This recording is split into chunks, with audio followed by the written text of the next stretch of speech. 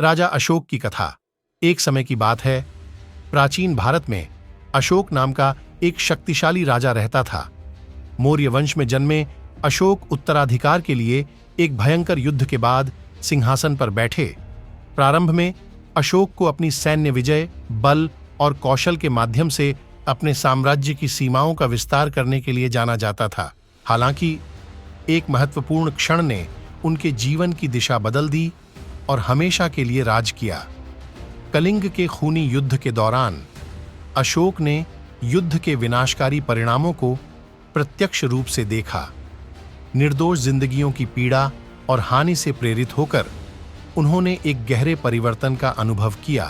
शांति और करुणा का मार्ग अपनाने के लिए दृढ़ संकल्पित अशोक ने हिंसा को त्याग दिया और बौद्ध धर्म की शिक्षाओं को अपनाया।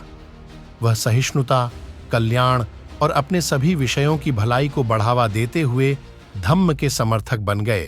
अशोक का शासनकाल उदार शासन और सामाजिक सद्भाव का पर्याय बन गया। उन्होंने अपने साम्राज्य में धार्मिकता और नैतिक आचरण के संदेश फैलाते हुए स्तंभ और शिलालेख लगवाए।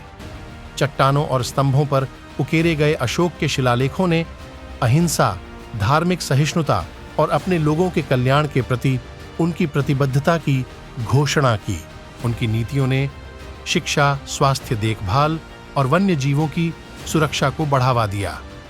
अशोक के शासन में भारत ज्ञानोदय और मानवीय मूल्यों के प्रतीक के रूप में विकसित हुआ।